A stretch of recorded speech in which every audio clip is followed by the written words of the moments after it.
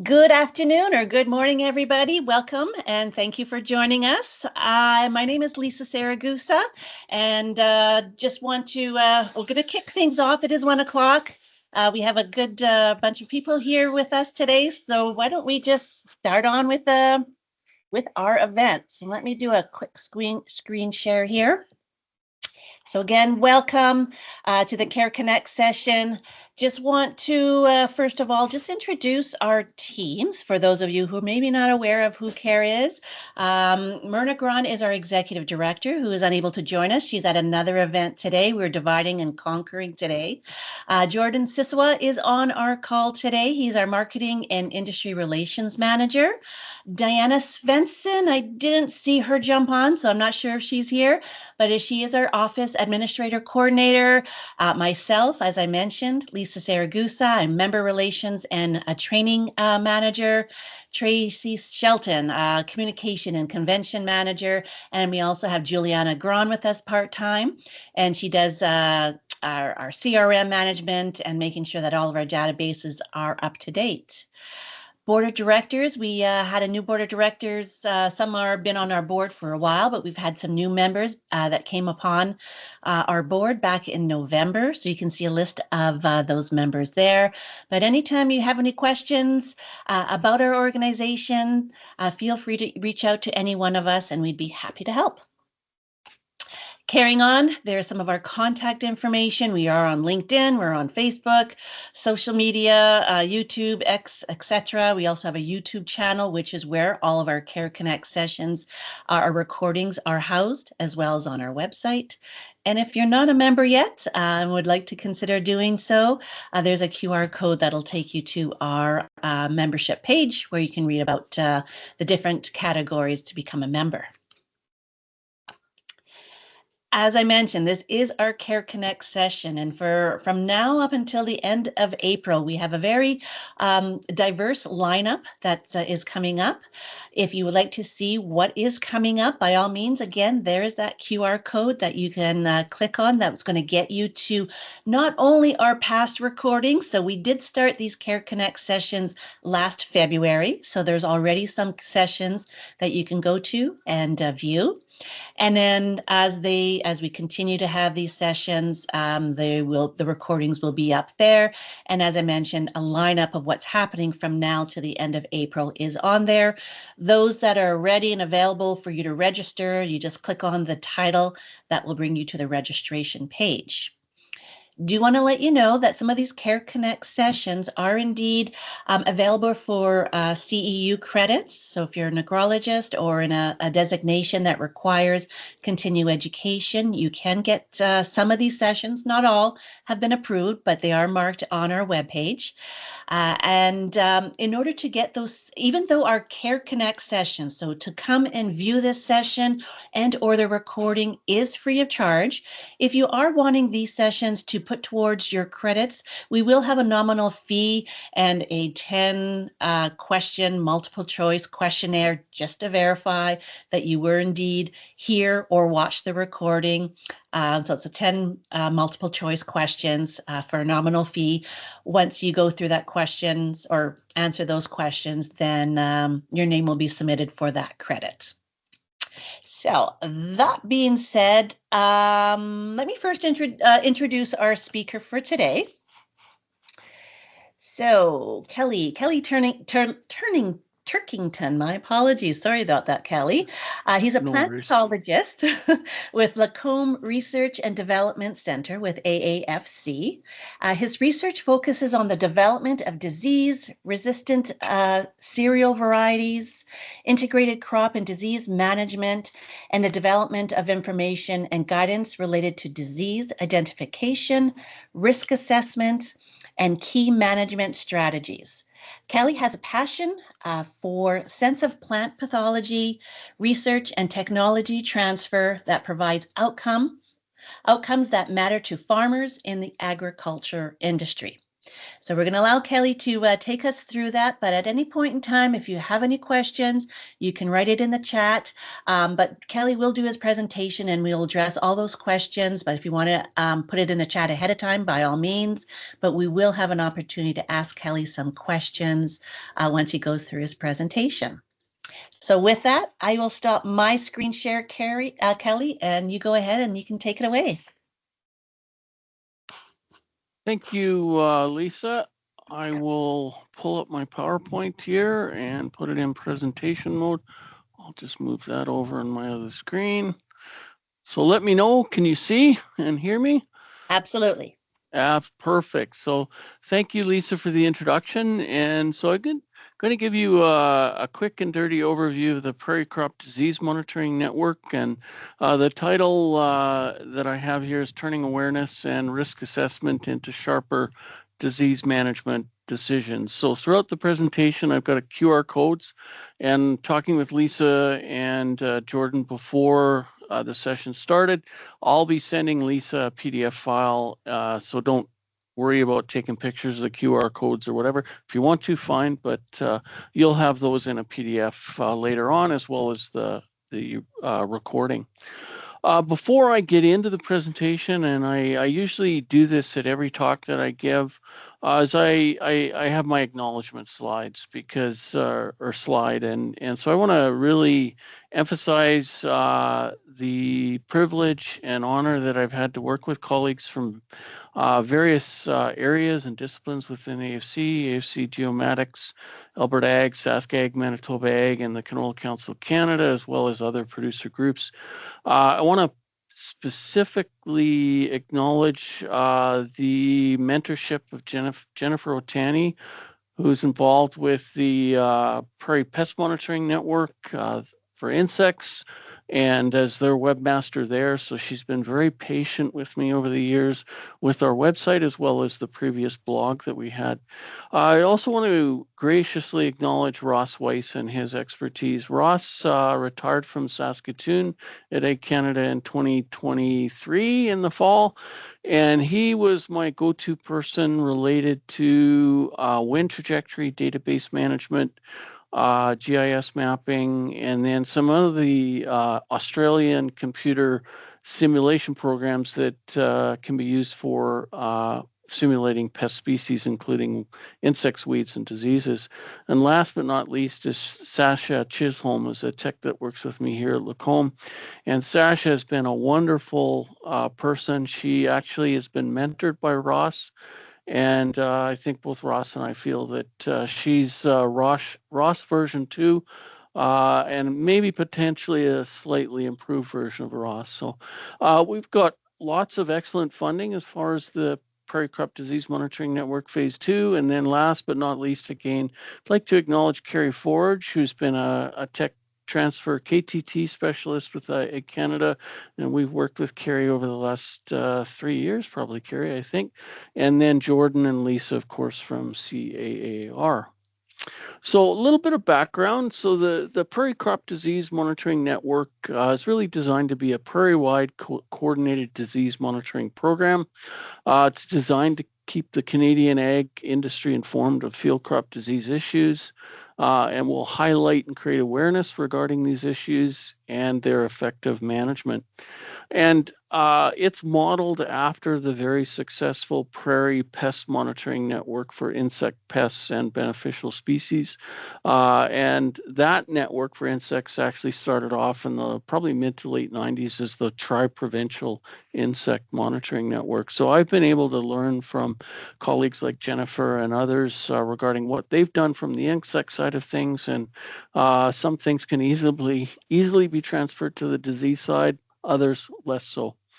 So if we look at phase 2 of the Prairie Crop Disease Monitoring Network, phase 1 ran from 2018 to 2023, and it was part of the Integrated Crop Agronomy Cluster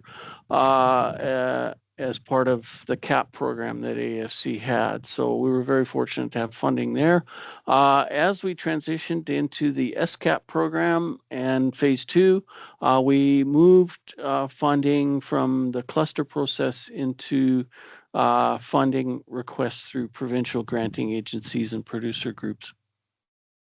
So we're very fortunate to that.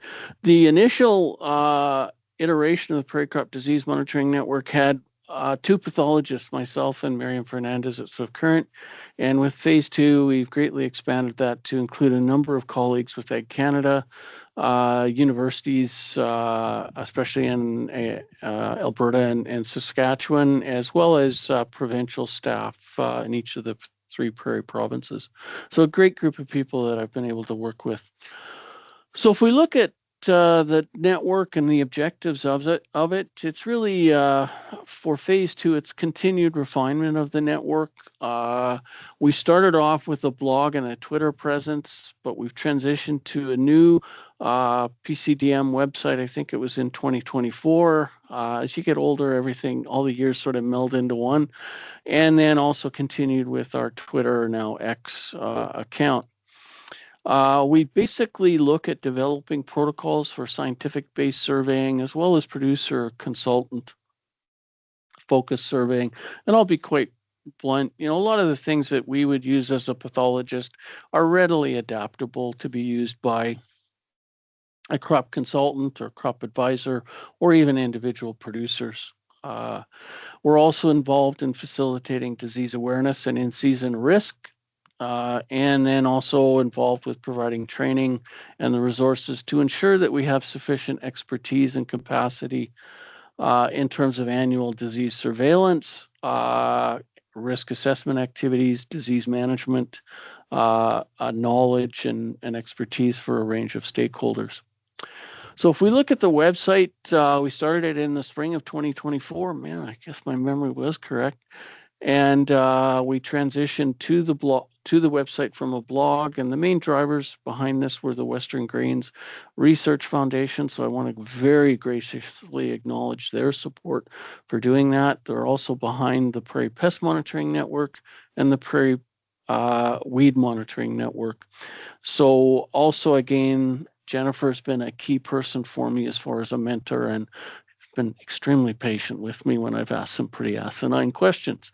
We've got about 363 subscribers, so you can go to our website, you can sign up to subscribe, and typically as we post updates on the website, we'll then use a utility within the website system that we have to send out notifications. So to keep people aware of what's going on and provide very timely updates in terms of key issues that they need to be aware of. So from April to October 2025, we had about a total of 32 in-season website posts that were related to timely disease updates, issues that came up. So talking with Mike Harding, let's say with Alberta Ag or Ali Reza Akavan, there were some issues with wheat streak mosaic virus and barley yellow dwarf virus. So we issued in-season updates on those. We've got cereal rust risk updates, and I'll talk a bit more about that later. We provide some information related to identification and then sort of a brief overview of key management strategies in our disease info cards, as well as, again, the survey protocols.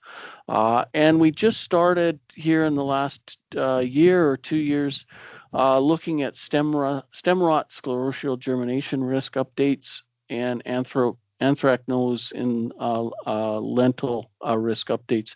And the focus, I think, in a lot of the updates and awareness is to be proactive, to give you as crop advisors, professional crop advisors, or individual farmers a heads up regarding emerging issues so that you can take timely action in terms of scouting or scheduling in crop fungicide applications and so on. If we look at our Twitter feed or our cereal rust risk updates, we issued about 9 weekly updates from about May to late July, depending on what's happening in the States, as well as what we're seeing here through reports from individuals like the individual crop advisors, researchers, extension staff, and farmers. And we had a total, also an additional 5 mini updates given specific emails or calls that we had gotten regarding the appearance of rust and so on. The X account or Twitter account has about 774 roughly followers, and we tweeted a total of 31 times. And typically, tweets reflect when we post something on the website. We'll also then post an X update with a link to that website update. And then we've also been very, very fortunate to have the collaboration of Glenda Lee Volsler with Golden West Radio. So it's a feature that's typically across the Prairie region with local radio stations that work with Golden West and even outside of Golden West. So it's been really great to work with Glenda. And it really features my PCDM colleagues and also timely updates in terms of what's happening during the summer. So if we look at survey protocols, and I'm not going to go into detail here, this is really just to create awareness that these are available. Here's a in-season post at our website. So we've got in-season updates. There's a separate page for zero rust risk, surveillance protocols, scouting tips, a little bit about us, and so on, and the subscribe button here. So this was posted on August 5th. And this would be a time when producers or crop consultants may want to go out and scout. It's the sort of maximum level of disease in the field, so they can look at what issues are there. Did they miss something previously? If their clients have used in-crop application of fungicide, they can look at perhaps comparing check areas or strips with treated areas and so on. So they can assess what's there, the level, and in some of the protocol files, we give tips in terms of relating that to potential yield loss. And for example, in cereals, especially barley, if you look at the penultimate leaf or the flag leaf, often the rule of thumb is you take the percentage leaf area affected, multiply it by 0.4 to 0.5, and that gives you your percent yield loss. So you can start looking at the impact, the economics of the disease, and perhaps if you've taken steps to mitigate that with a fungicide. So yeah, please visit the site. And if you have any comments or suggestions, or you say, hey, I'd like a protocol for this, let us know, and we can proceed with that.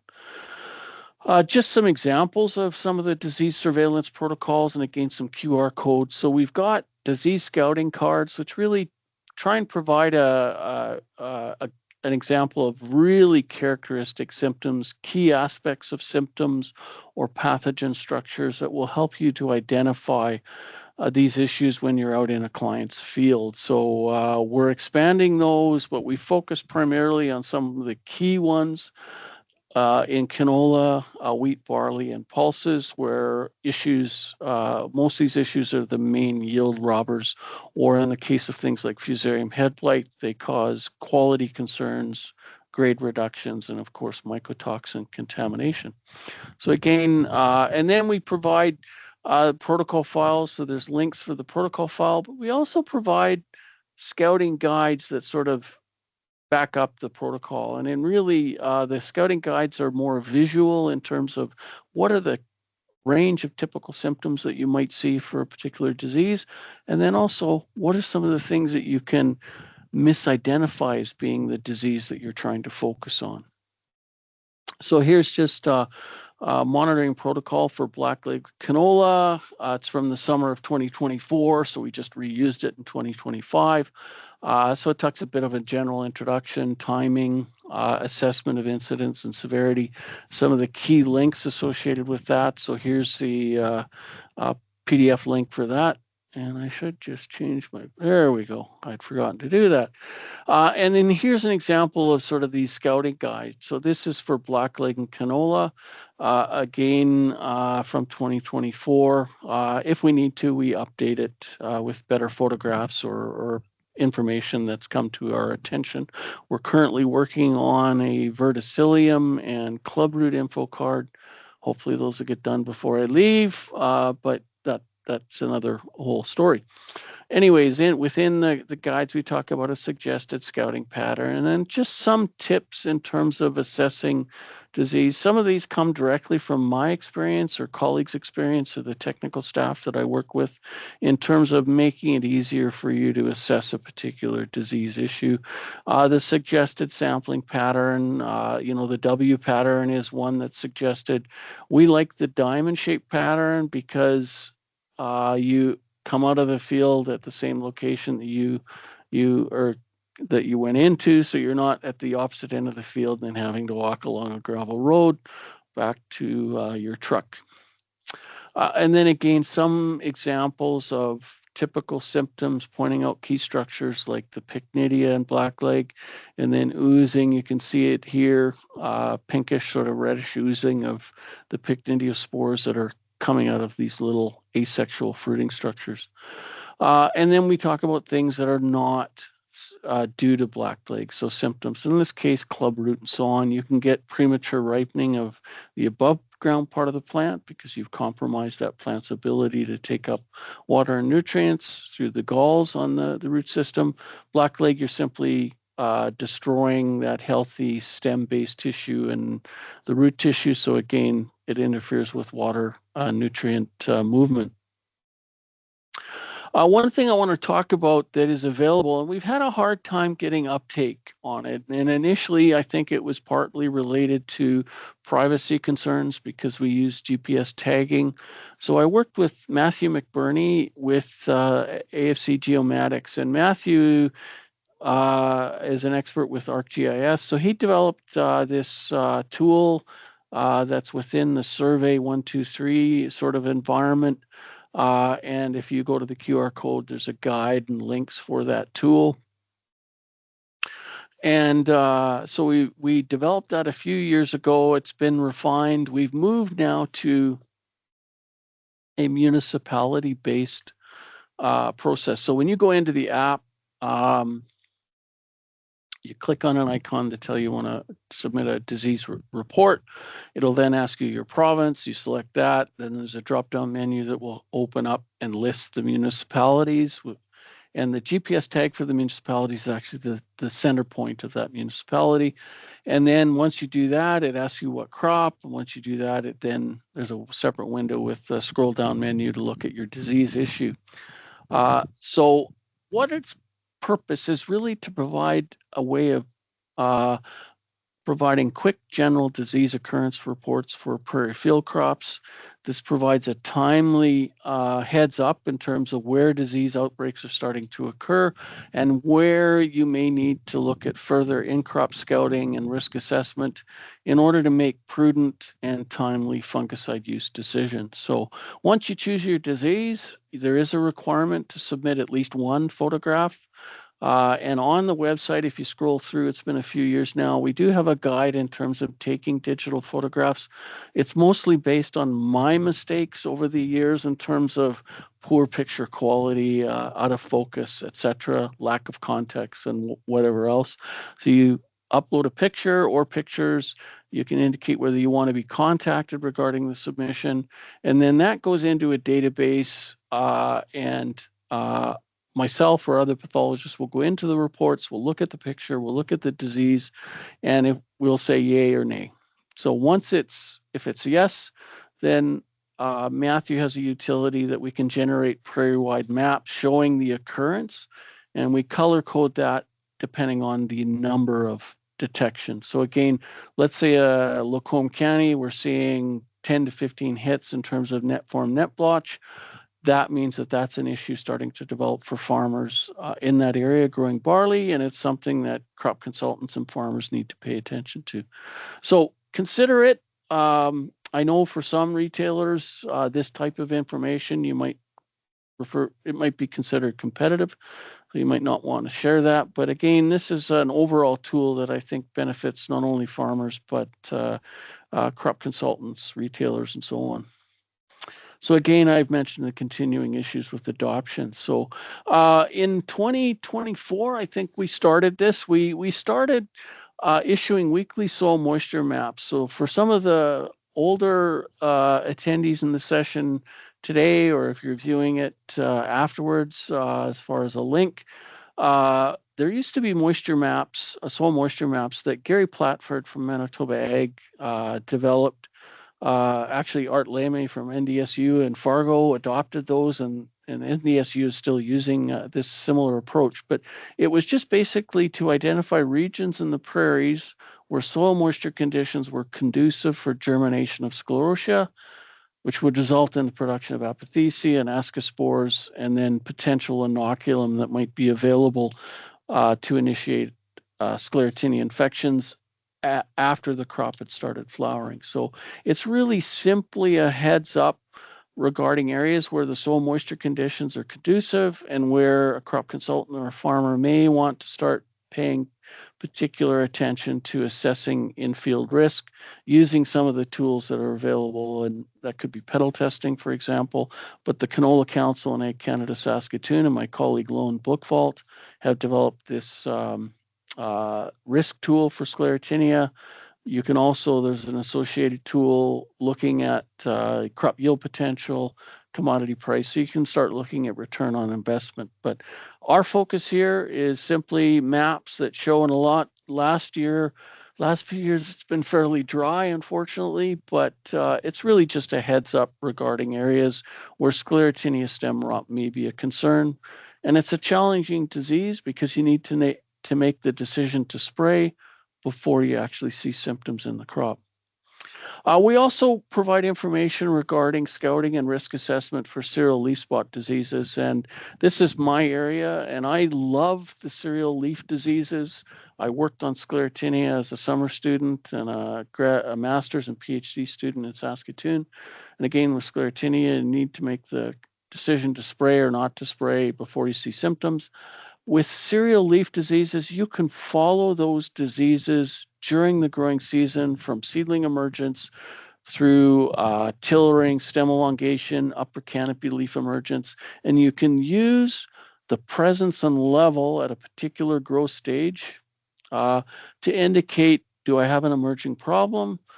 And if I do, likely I need to pay close attention to scouting as the crop is coming into upper canopy leaf emergence, because those upper canopy leaves are the key leaves that you want to protect with fungicide. So this particular post was on July 3rd, and it was just providing some background information and advice regarding identification, assessment of risk, and so on. We've also been working with the Saskatchewan Pulse Growers and Mike Brown, who communicated with us, I think in 2024, winter 25, and they were interested in finding a place to host their lentil anthrax nose risk maps. And we were able to develop a relationship there. So basically, Mike and the company they work with is UCO Agro, send us the risk maps, send us narratives, and then we post these weekly risk updates that advise producers in terms of, based on weather conditions, areas where anthracnose risk is increasing and where in-crop scouting is needed and potential fungicide application. Again, just another example, and I've already touched on posts for the sclerotial germination risks, so you can visit those. And it's all based on soil moisture content, and then I think satellite imagery here in Canada. Now, I want to switch gears and talk a bit about the cereal rusts, and these are issues where we've seen over my career probably the most trouble that producers have had in terms of an issue seemingly appearing out of nowhere. And a couple examples, the 2004 in Lacombe area, seed grower had me out to their wheat field in early August. They were not happy with crop development. They were wondering what issues were there. And there was some fertility issues, but unfortunately, this fellow had a significant stripe rust outbreak that caused some significant yield losses, and unfortunately, was at a stage where fungicides could not be applied. So had he had a heads up earlier on in the summer, he would have been able to take care of that issue, scout the field, decide on a fungicide application, and so on. Similar thing in southern Alberta in 2006. The grower apparently drove by the field, according to Kelly Cooley, who is the person that provided this image. And then the grower said, I drove by on a Monday, so 60-mile-an-hour field inspection, which can be useful. And he said the crop was starting to turn this yellowy orange color. And again, if the producer had a heads up 2 to 3 weeks earlier, they could have gone into that crop with a timely fungicide application and mitigated that risk. Coincidentally, these massive spores that Kelly scraped off the silage harvester, they decided to take the crop for silage because they didn't want to leave it for grain production. My apologies there.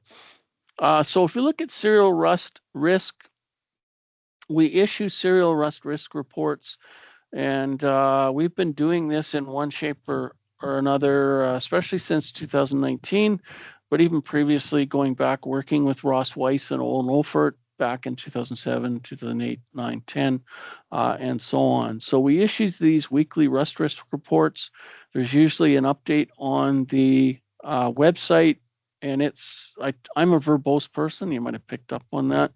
So I try to provide a fairly succinct sort of overview. And if you're so inclined and want more details and a lot more pictures, you can click on the link for the report itself. So if we look at the cereal rust risk forecast, it's really on the objectives behind it is to identify potential wind trajectory events. Also to look at the assessment of rust epidemics in source U.S. Locations. And then also we monitor prairie crop development and weather conditions. So we've worked with Ag Canada Saskatoon. They were the ones that initiated this a long time ago with Environment Canada and Climate Change Canada. And their focus was on insect movement, things like diamondback moth and so on. But our interest from a pathologist, when I saw this with Ross, and that goes back, 20 years now, I said, Ross, that would have implications for rust. Let's start doing some rust risk forecasts. And that's what we did. So if you look at source areas, the Pacific Northwest, so Oregon, Washington State, Northwestern Idaho are the main source for stripe rust. And that Texas to Nebraska corridor are really the main source of stripe rust, leaf rust, and stem rust. So it really is designed to provide an early warning system for prairie cereal rust risk and the need for prompt targeted crop scouting, and then ultimately potentially timely fungicide applications. So again, a heads up. So if we look at wind events, we work with Environment Canada. They use a 3 altitude backward trajectory model. And we follow on a particular date. In this case, it was June 22nd in 2024, and we were looking at Carmen, Manitoba. And during the previous 5-day period, that air parcel that passed Carmen at midnight on the 22nd, where did it come from during the previous 5 days? And in this case, there was this trajectory, the green line here, and you can see it coming up through the Gulf of Mexico, through Texas, Oklahoma, Kansas, and into Nebraska, and then eventually ending up in the Carmen, Manitoba area. They got a double whammy though, because they also had trajectories that passed over the main stripe rust area in the Pacific Northwest and ended up passing over Carmen on the 22nd of June. So we look at these wind trajectories coming from source locations. So stripe rust comes from all areas, the Pacific Northwest and that Texas to Nebraska corridor, but it's really only leaf and stem rust that come from that Texas to Nebraska corridor. So keep that in mind. So working with Environment Canada and Ross Weiss and Owen, and now Megan Vankowski has taken over from Owen at Saskatoon, we have key locations across the Prairie region. These are Ag Canada, typically weather stations, that Environment Canada uses to model these backward trajectories from. So if you look at the number of trajectories, and this is from April 1st to June 9th, it's kind of a summary. If you look at the Pacific Northwest, the trajectories, they mainly end up in southern Alberta, central Alberta, and into the central to western Prairie region. And a parcel that's coming from Pullman, Washington, up into the Lethbridge area typically takes less than a day, less than half a day in some cases. In contrast, if you look at the trajectories from Texas to Nebraska, most of those end up in central Saskatchewan, eastern Saskatchewan, and into Manitoba. So that's why typically in the western Prairie region, you see more stripe rust. You might occasionally see leaf rust towards the end of the growing season, But if you look at leaf rust and stem rust and stripe rust, those leaf rust and stem rust especially will come from that Texas to Nebraska corridor and end up mostly in the eastern prairie region. So here's an example of the rust risk assessment. So we usually have some sort of text briefing. There's a lengthy report. You can look at it. We're looking at modifying that given the changes and unfortunately the cuts to Ag Canada, which have affected Lacombe, myself, and Sasha. So we're looking at how do we transition this to whoever's going to take it over. And we're going to look at a much simpler approach, I hope, in terms of these rust risk forecasts. So we look at rust development in the Pacific Northwest. We look at the number of wind trajectories from the Pacific Northwest that end up in the prairie region. We look at prairie weather conditions and prairie crop development. And based on these factors, especially rust development in the source areas and wind trajectories, we issue an overall rust risk forecast for the prairie region. In the report, there's a table that lists all of the locations and the number of trajectories. So that's another way of looking at more regional aspects. And we have highlighted areas, whether it's Vulcan County in 2024, Lacombe County in 2025, and so on. So where we're seeing particular areas of interest, where high levels of trajectories have occurred, Lethbridge is always one for the Pacific Northwest. We tend to focus and try and point out those areas as far as the reports. Just some examples of in-season updates. You can go to the website and see those. This is one from early to mid-August on barley yellow dwarf in southern Alberta. And we work very collaboratively with the 3 prairie provincial pathologists. So Mike was kind enough to write up a report, which then I uploaded to the website. It had some pictures and some links and so on. Another couple examples. Here's some powdery mildew of wheat observed in several central Alberta fields. And this is something that an independent agronomist, Carol Holt, and a couple of students that worked with her, Braden and Taryn, with Crop Doc Services, they were seeing powdery mildew in a number of wheat fields. So again, timely information. This is an emerging problem. This is something that you as a crop consultant who, depending on the summer, can be run off your feet. It provides you with a heads up. Same thing with some wheat streak mosaic virus infections in southern Alberta. So awareness regarding that. Just an example of the disease info card. So this is for Septoria leaf and gloom blotch in wheat. It's a complex of a few Septoria species. So a bit about background and then key symptoms with labels, and those labels correspond to graphics.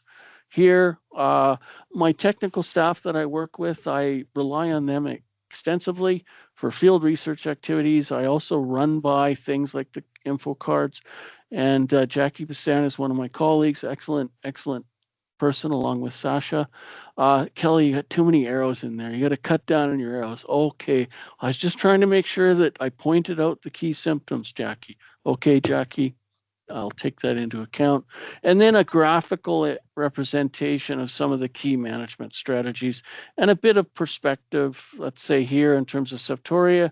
We don't know, I've got a asterisk here with resistant varieties. There's very limited information on the wheat side of things regarding the leaf spot diseases, tan spot and the Septoria complex. Contrast that to barley and the Prairie Recommending Committee for Oat and Barley. We provide ratings which go into the provincial variety guides for scald, net form net blotch, spot form net blotch, and spot blotch. So a suite of disease reactions. So you as an advisor or farmer can choose a variety that hopefully will mitigate some of the risks that you might have seen in previous years in the same field in terms of things like net blotch or spot blotch or scald. We're also involved again in a number of awareness activities. Last summer, we had a field day here at Lacombe. We're sort of an open house. We've got similar options at other events across the Prairie region. So one was and Carrie LaForge and colleagues at Swift Current played an important role with this. They're the ones that were behind it. I provided the pictures, perspective from the pathology background. But it was a disease ID game. So again, some activities you could set up in the field during a field tour or a crop tour and so on. We also had something from the American Phytopathological Society that we modified in terms of what disease am I or what plant. And that was a lot of fun last summer at Lacombe when we had our open house. So we rely on project collaborators and funders, certainly, but we also rely on farmers, crop consultants, industry staff, producer groups, and provincial extension staff. It's very much a collaborative effort and a network. It's not just us. So these other individuals and whether farmers or crop consultants play a very key role in terms of helping us to identify emerging issues as well as identifying resource needs and then providing those updates for more of a general audience. We are available, our collaborators. I'm done at the end of March, so I won't be available as far as Ag Canada goes. But we're available for regional or annual meetings. If you've got a retailer and they want to have a customer event, you want somebody to come in and talk on a particular disease issue in terms of identification, risk assessment, and management, we're available. It's just a matter of asking. We can participate in field days, crop walks, diagnostic field schools, or if you've got simply a local production club of producers, we're very willing to visit and provide input on that. So please ask us for support. It's simply that easy, is quite frankly. Some of us are more available, I might add. Some of my colleagues tend to be more focused on their lab and field and the research center, but we're trying to pry them out of their shell there and get them out into the real world and interact with crop advisors and consultants and farmers themselves. And with that, I'll end there. And there's our website link. There's lots of QR codes, our X. And then I do have a Twitter account that's sort of a pseudo work personal one. So yeah, please contact us and we'll do our best to try and help you with any questions that you might have. So Lisa and Jordan, I'll stop there and I'd be happy to answer any questions. Wonderful. Thank you very much, Kelly. Lots of information there. One of the things I just want to touch base on just right now is that basically the last thing that you had talked about is that, not realizing the interaction or the collaborative nature that is important for the work that you do. You do so much research, but without some input from other sources, that just makes your research and finding out what diseases are emerging that much more accelerated or effective when you do get that information from other sources. Absolutely, Lisa. That is so important. For myself as a scientist, and I've got 40 years in research either as a summer student, grad student, or research scientist.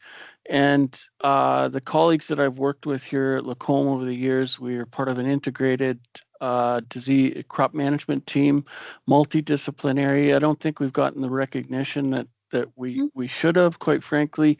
It's a fairly unique relationship.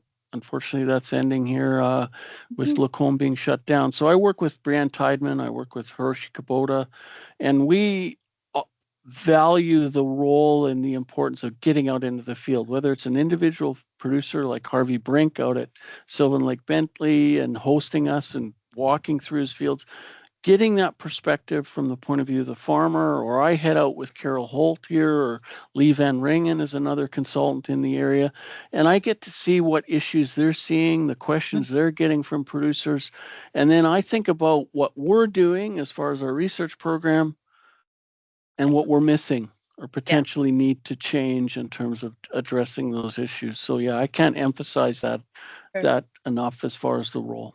And I good think place. what CARE is doing with respect to hosting these CARE Connect sessions for the researchers as well is equally important. And we want to make sure that it is known that we as CARE support the work that you do, because it's valuable information that our retailers can use as value add tools when they're out on the field themselves with their customer.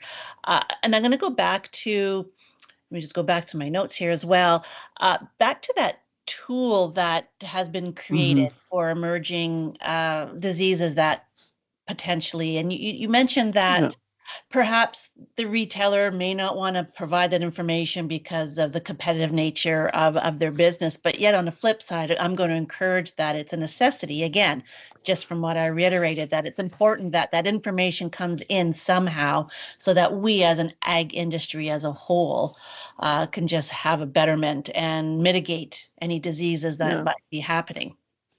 Oh, it's so important, and it'd be great to see it being utilized more extensively, um, because it provides a heads up regarding emerging issues. And one thing we often don't recognize, and I see this interacting with people like Carol and Lee or Emil DeMiliano with Root Nutrient over the years, is, man, oh man, you guys are busy during the summer. And like, I don't know if it's 2024 or 23, Carol, cutworm was the biggest issue. So I think she was running from about 7 a.m. in the morning till about 11 o'clock at night. So, when farmers are busy, they're dodging weather events, and trying to deal with getting into the field to spray for weeds or insects or other issues.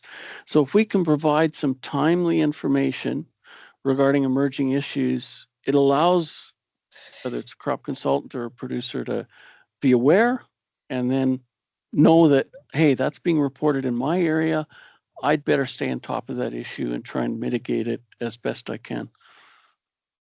But before I ask another question, I do want to open it up Sure. to the floor. If there's any questions, if you're too shy to ask your question verbally or take your camera off, which I do encourage, please use the chat feature to ask any questions.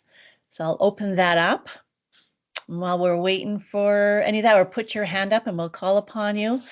But at the end of your talk here, Kelly, you talked about that you guys are open, and all the researchers are open to have conversations, whether it be talking to a group of farmers or retailers about potential disease. So when you say we are open, and I don't mean specifically who's open, but where would one reach out to? Is there a general we will talk to you.com email, or how does that You occur? you can We have an email for the Prairie Crop Disease Monitoring Network, so that's something that you could contact us.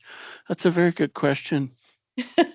And I think maybe what we can do, and I'll talk with my colleagues, is adding to the website a page with an overview of the pathologists involved in Alberta, Saskatchewan, Manitoba. So in Alberta, we've got Stephen Strelkoff at the U of A involved. So his expertise would be in terms of blackleg and clubroot and more verticillium wilt. Got myself here in Lacombe, my colleague Sajid Rahman with Western Crop Innovations.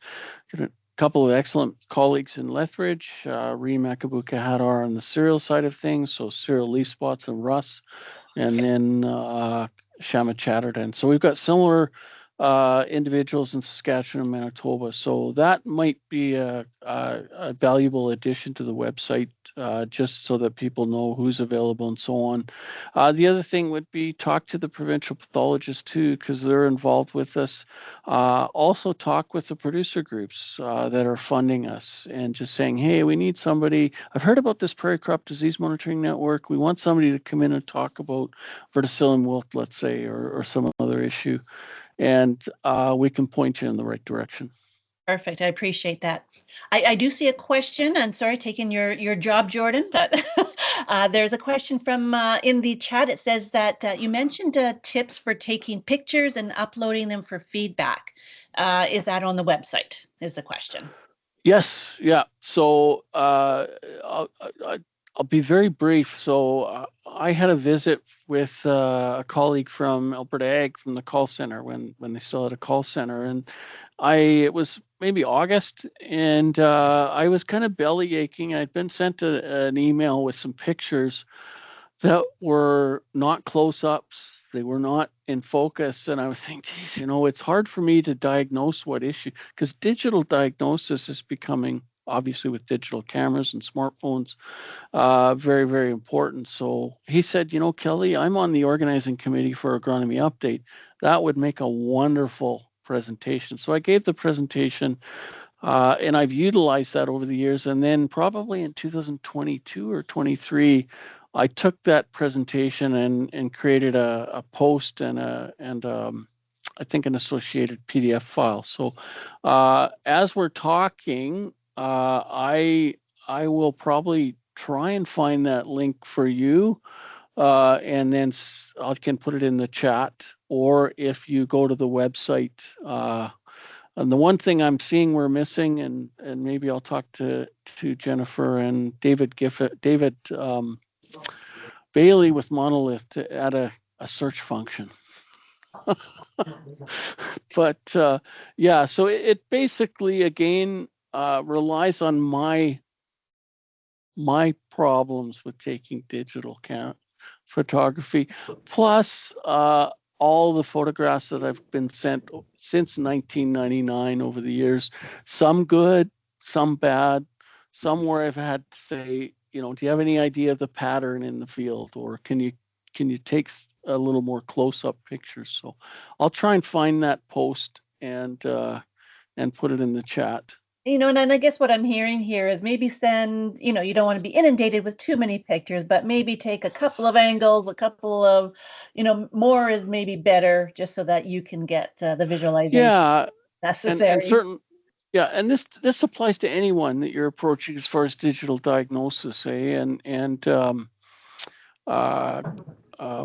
yeah, I'm just hunting here, but yeah, I would definitely look at that, and it's just some really common sense tips, again, based on my own mistakes that I've made over the years. So Yep, that's fair.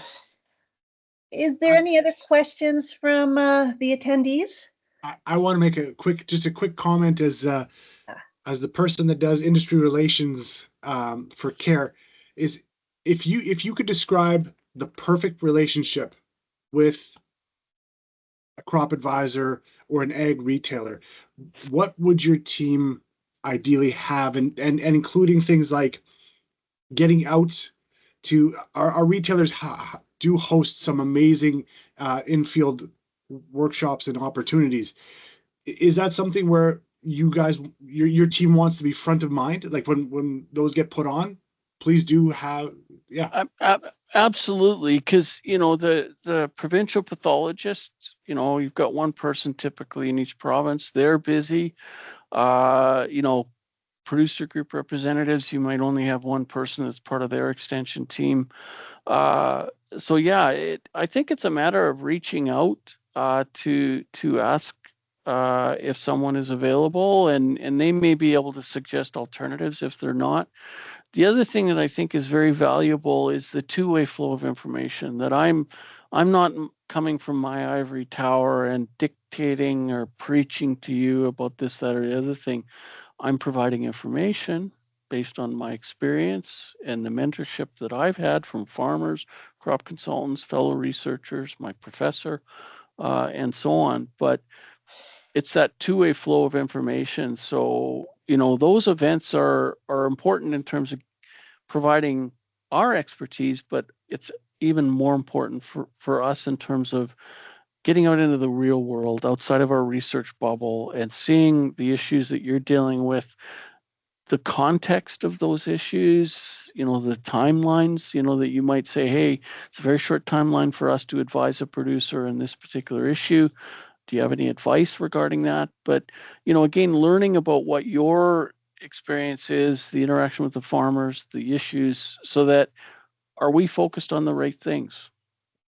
Maybe there's projects that we have we can modify a bit, or maybe there's new research proposals that we can put in to address those issues. So yeah, that gets us out of our bubble at the research center and into the real world, quite frankly.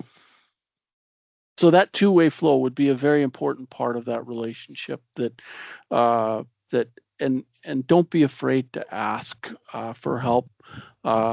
You know, I don't like the term doctor. I have a PhD. It's a piece of paper. The acronym means piled high and deep. BS is BS. You can figure that one out. MS is more S.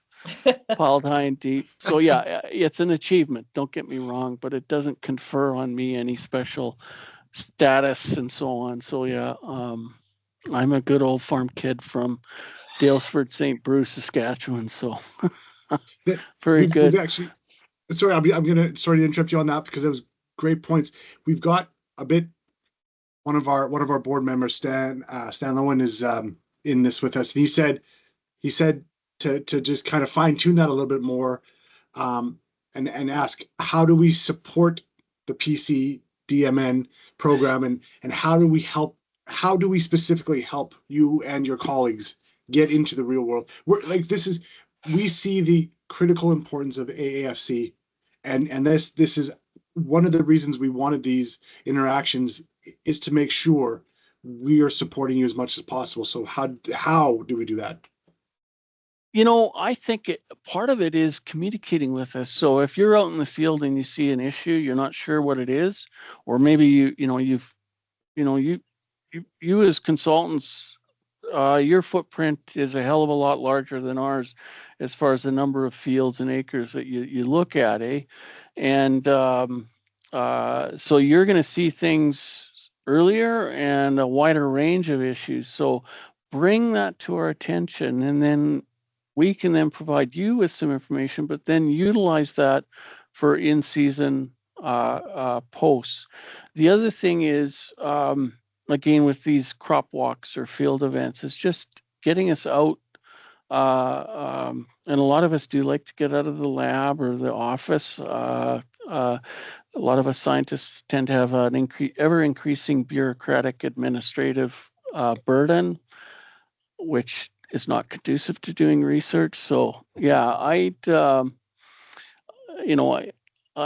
think it's that communication, quite frankly, and development of a relationship, camaraderie, networking, that you've got an idea of who to go to if you've got issues. There might be a specific crop or disease issue, and we're part of a network. So if I don't know the answer, and if it's an area that I'm not familiar with, let's say verticillium, I can refer you to Stephen Strelkoff or a colleague, Ahmed at Lethbridge or at Morden in Brandon, who's taken a lead on researching that issue in Manitoba. So I think, and it's I've had the wonderful conversations with Kelly LaForge, and I think that one of the things that we wanted to get across is this demystifying AAFC, and you said it best with, I would give you a lot more credit with a PhD than it just being paper, but it is this,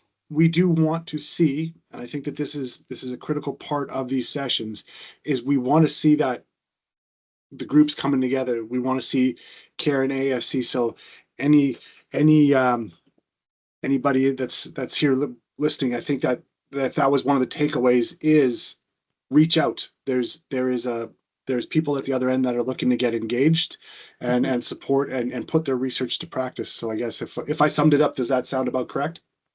Yes. Yeah, perfect. Definitely. Now we got one more from Brian Holt. Lisa, sorry, I'm no, you now I'm go taking ahead, over. Please. Brian wants to know if there's more maps. The one that you showed for the rust risk map and spore movement map you showed were from the prairies. Is there maps for BC, Ontario, Quebec, etc.? So we have a few more locations in BC. We've tended to focus more on the BC piece. So there's Fort St. John and so on. The interesting thing, the reason I'm smiling is that in 2024, looking at the reports coming out of the States, I could see the rust moving up and then into Southern Ontario. So I think 2024, it showed up.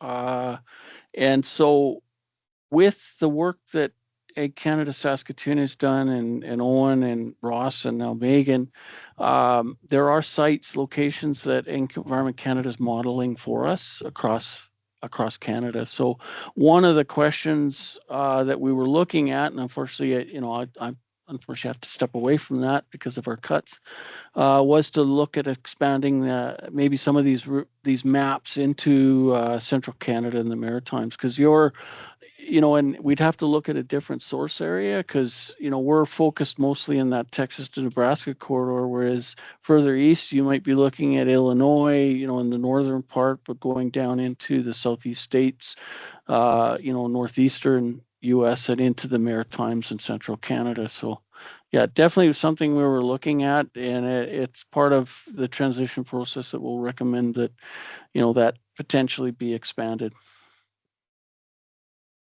Perfect. Thank you, Kelly. So we are up at 2:00, and I want to be mindful of everybody's time, and I do appreciate everybody joining. So if there are other questions, or if there are, I guess probably if there are other questions, Kelly obviously has graciously offered an open invitation for you guys to reach out if there's any additional questions. But we'll get that presentation from Kelly, and when I do my follow-up email, I will make sure that is sent out, so you have that information and all those great QR codes that'll get you to the information that'll be helpful for everybody. Lisa, I was trying to scramble to find that post, but what I'll do is I'll add a couple more slides to the presentation. I just, in terms of timeline that I had, I deleted a few things. Of course. But we'll add some information, some links there, QR codes for that.